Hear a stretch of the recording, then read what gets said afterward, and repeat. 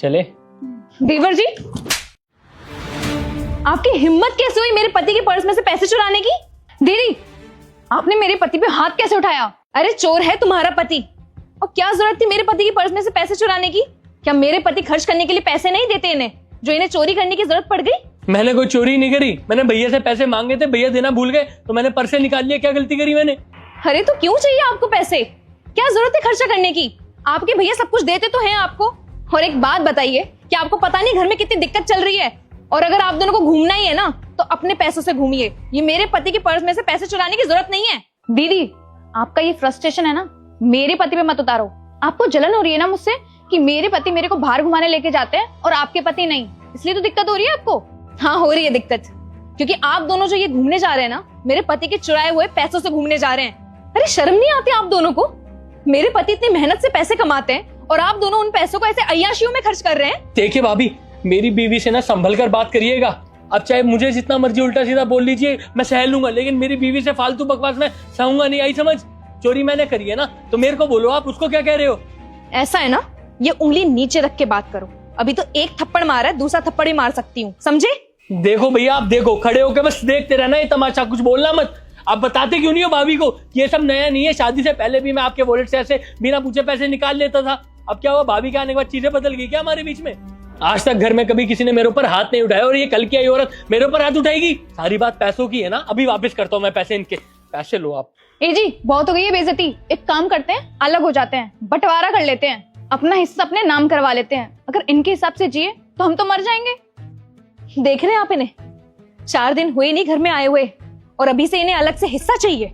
अरे चुप करो तुम। और वैसे भी घर में छोटी मोटी बातें होती रहती हैं, इसमें अलग होने वाली कौन सी बात है? और उज्जवल, तू सिम्मी को लेके जा। नहीं, अब मुझे कहीं जाना ही नहीं है भैया, अब मैं घर में ही रहूंगा। चलो तुम अंदर चलो, ये पकड़ो अपनी बाइक की चाबी, कहीं बाइक के लिए भी ताना मार दो तुम मुझे। तेरा बड़ा भाई बोल रहा है ना, चुपचाप जा। तूने आज तक मेरी बात टाली है, जो अब टालेगा। सिम्मी, जाओ उज्जवल के साथ। आपकी बात नहीं टाली आज तक मैंने, आपके सम्मान की वजह से जा रहा हूँ। और इनको समझा दो, 2 भाइयों के बीच में बोलती दिख ना जाए मुझे। अरे मुझे बात समझ में नहीं आ रही कि मेरी गलती क्या है। पैसे चुराए इन्होंने और उल्टा आप मुझे समझा रहे हैं। अरे तुम चुप हो जाओ, कोई बात नहीं, जाने दो। बैठो यार तुम।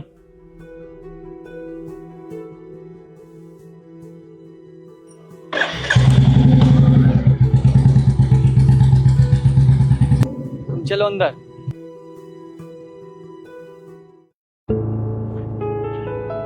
ये लो, गुस्सा थूक दो और कॉफी पियो। मैंने कुछ गलत बोला क्या रुस्तम? पूरा घर का खर्चा मेरे हाथ में, घर संभालना मेरे हाथ में। अब कोई फालतू खर्चा करेगा तो मुझे गुस्सा तो आएगा ही ना। और वैसे भी मैंने जो बोला बिल्कुल सही बोला। अरे कल को पैसे बचेंगे तो हमारे काम आएंगे ना। लेकिन वो मेरी बात समझते ही नहीं है।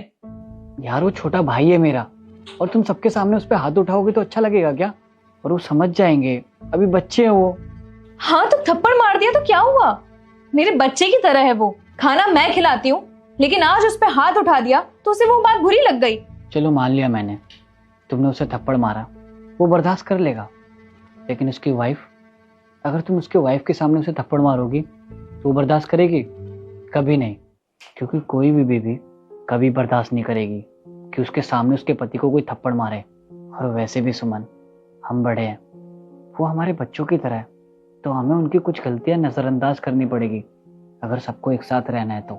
और सुमन, तुम्हारे आने से पहले मेरा छोटा भाई मेरे पर्स से कभी भी पैसे ले लेता था, तो उसको कुछ गलत नहीं लगता। अब उसे थोड़ी ना पता है कि आगे चल के जिम्मेदारियां बढ़ जाती है। समझाना पड़ेगा, तभी तो समझेगा वो। लेकिन तुम्हें उस पर ऐसे हाथ नहीं उठाना चाहिए था। लेकिन रुस्तम, उन लोगों को भी तो समझना चाहिए ना। हम पहले रेंट पे रहते थे, अभी अभी घर लिया है हमने।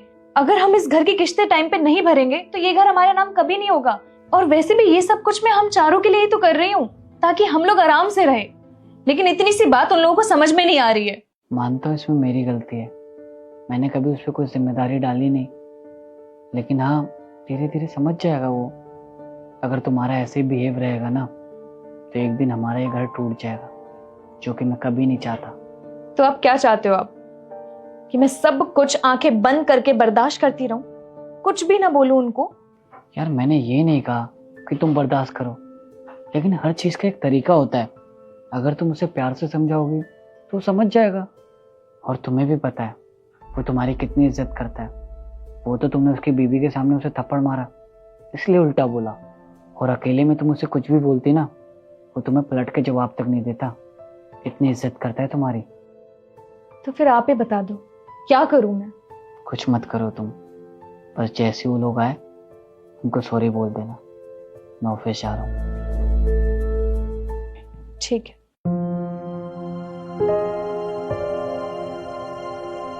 सॉरी भाभी, मैंने आपसे काफ़ी बदतमीजी करी, काफ़ी रूड तरीके से बात करी, जो कि मुझे नहीं करनी चाहिए थी। आप मेरी भाभी और भाभी तो माँ सम्मान होती है। प्लीज़ हो सके तो मुझे माफ़ कर देना, गलती हो गई। माफी तो मुझे मांगनी चाहिए, मुझे तुम पर ऐसे हाथ नहीं उठाना चाहिए था। वैसे भाभी, माफ़ी तो मुझे भी आपसे मांगनी है। उस टाइम तो आपसे मैंने बदतमीजी कर ली थी, लेकिन बाद में मुझे बहुत अफसोस हुआ। कोई बात नहीं, घर परिवार में तो छोटी मोटी नोकझोंक होती रहती है, लेकिन एक बात मैं कह देती हूँ, आगे से ये अलग होने की बातें मत करना। और आगे से कोई भी बात हो तो लड़ने के बजाय ना मुझसे पहले डिस्कस कर लेना, क्योंकि मैं नहीं चाहता कि ये परिवार कभी टूटे।